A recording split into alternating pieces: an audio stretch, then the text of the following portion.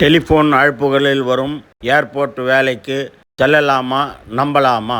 எங்கள் அன்பிற்குரியவர்களே, தற்போது பள்ளி இறுதித் தேர்வையெல்லாம் எழுதிவிட்டு உங்கள் வீட்டில் பிள்ளைகள் பாஸ் செய்துவிட்டு இருப்பார்கள்.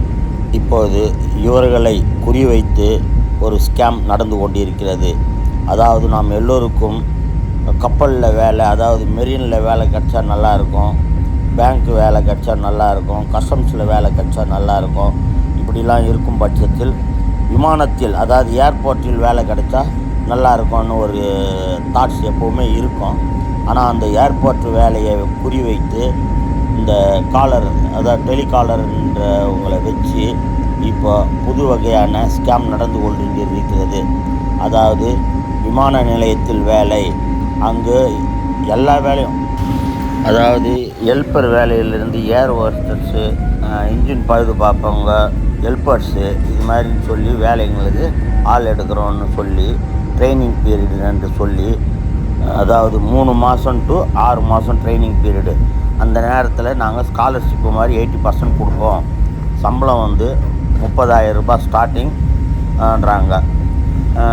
இந்த மாதிரி ஒரு சூழ்நிலையில் நாம் ஆசைப்பட்டு ஏர்போர்ட்டில் வேலை, பர்மனெண்ட் வேலை, அது இதுன்னு நினச்சி நம்ம போயிட்டு அங்கு விழுந்துருவோம். அப்படி விழும் பட்சத்தில் அது அவர்களுக்கு சாதகமாக்கி கொண்டு அவர்கள் registration fees, admission fees, training நேரத்தில் ஹாஸ்டல் ஃபீஸு, அது இதுன்னு சொல்லி 2,000 ரூபாய் முதல் 1,00,000 வரை நம்மை ஏமாற்றி கொண்டிருக்கிறார்கள் என்று கேள்விப்பட்டோம். இது உண்மையா என்று தெரிந்து கொண்டு நல்ல தீர ஆலோசனை செய்து ஆராய்ந்து உங்கள் பிள்ளைகளை அங்கு சேர்க்கவும்.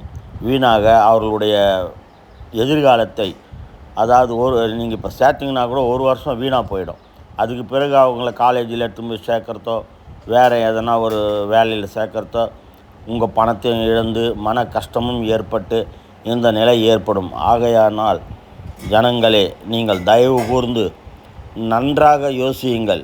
இது மாதிரி வரும் எந்த டெலிஃபோனையும் எடுத்தாலும் நீங்கள் அதை பற்றி தீர ஆராய்ச்சி செய்து, தீர அலசி, தீர யோசித்து உங்கள் பிள்ளைகளுக்கு பணத்தை கட்டுவதோ அட்மிஷன் போடுவதோ செய்யுங்கள். அதை விட்டு நீங்கள் செய்யும் ஒவ்வொன்றும் உங்களுடைய பிள்ளைகளுடைய எதிர்காலம் கெட்டு போயிடும். அவங்களுக்கு ஆரம்பத்திலே ஒரு அடி, அதாவது பள்ளி இறுதி படிப்பை முடித்து இப்போ தான் அவங்க வராங்க. இந்த மாதிரி நேரத்தில் அவங்களுக்கு எவ்வளோ ஒரு சோதனையாக அமையும் தெரியுங்களா?